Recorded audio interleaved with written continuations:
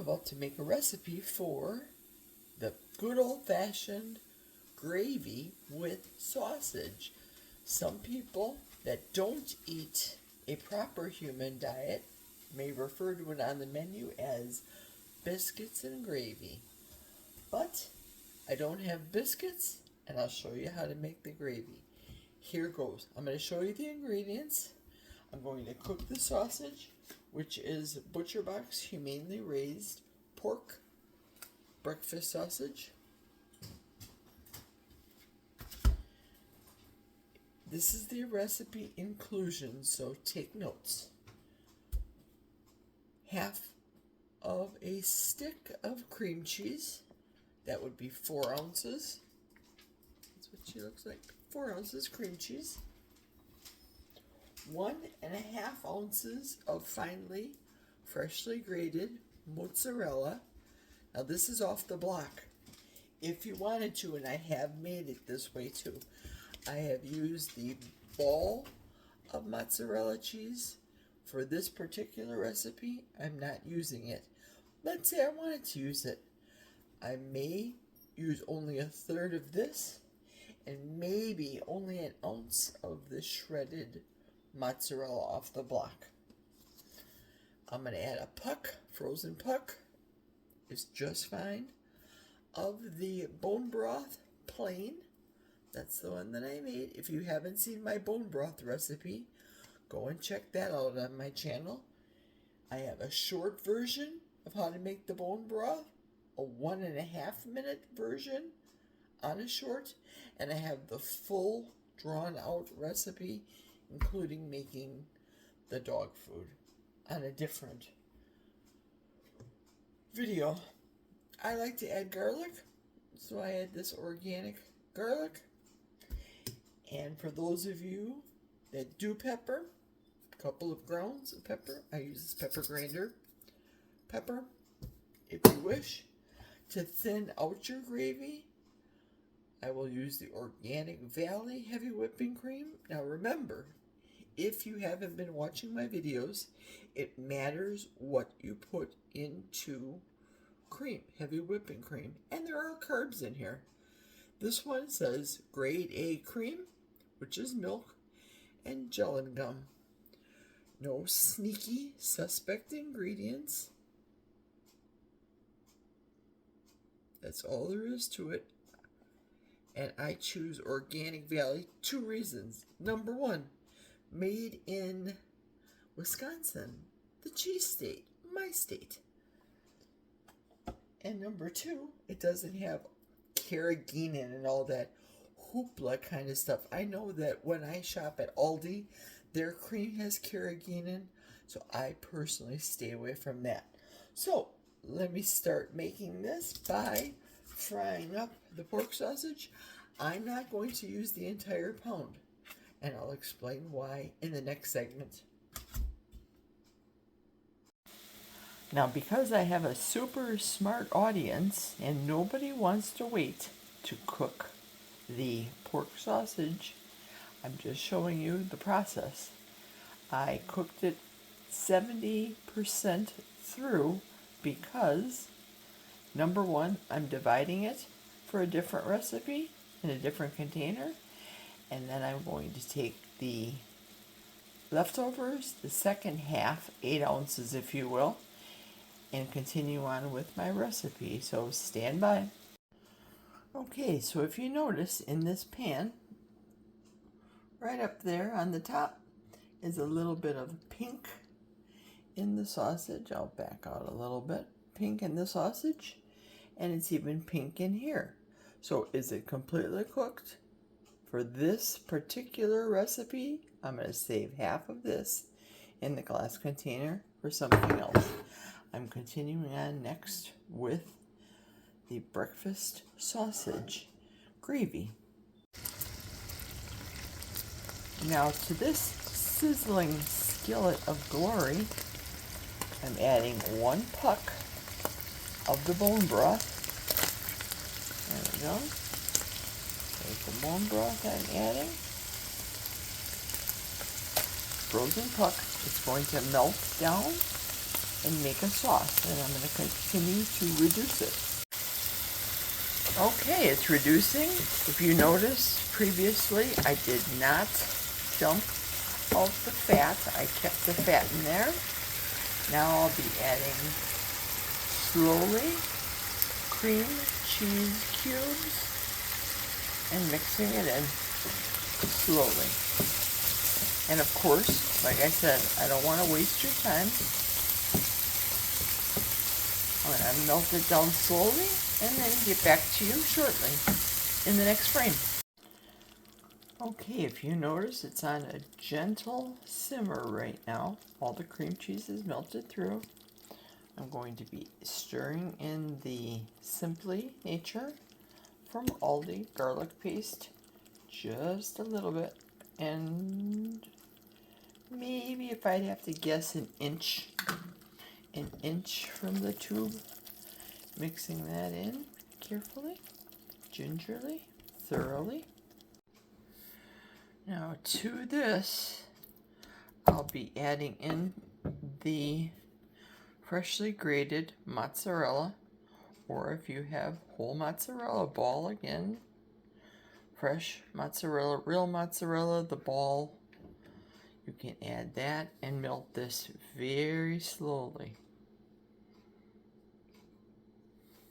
Very slowly. Now, as this is melting, and if you desire, you can add your pepper. I'm not doing it. You can add sage spice if you want to. You can put in a sage leaf if you wanted to. At this part, you can certainly do that. Poultry seasoning would work too in a pinch. I don't have any of it, but I'm not adding it to this particular recipe. It's still slowly melting. Now that it's completely melted, notice around here, around the corners, the fat is starting to separate. Slowly turn down my heat just a touch and add the organic whipping cream. Little at a time, stir it in to get the right consistency that you like. For me, it's getting close. I like it a little looser, but I'm going to be having this in a bowl. Yep, still got a cheese pull to it, which is okay for some foods, but for this particular recipe, I'm going to add more. How much would you say? I would guess to this recipe about 1/4 cup of added heavy whipping cream. Well, I've reached the perfect consistency for my liking, be it in a bowl, as I plan on eating this, or on a piece of my 3-ingredient high protein, carnivore, gluten-free, egg white bread, keto bread, whatever you want to call it. It's delicious underneath this. Thumbs up. So here we are, out of the pound package of the pork sausage from Butcher Box. Half is saved here, 70% cooked. The rest I will cook later, or even if my dog Ladybug runs out of any of her meat, I warm this up, cook it through completely, and mix it in with her dog food. She loves it that way. But here is the breakfast sausage gravy. Smooth, super smooth, and delicious. Just delicious. Let's turn the camera around and take a bite.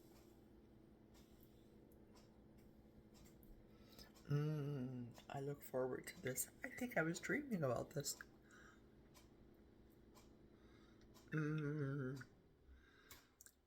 It's fabulous. So smooth, so creamy.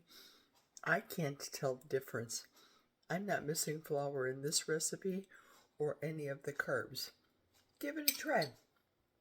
Let me know down below if you tried the recipe.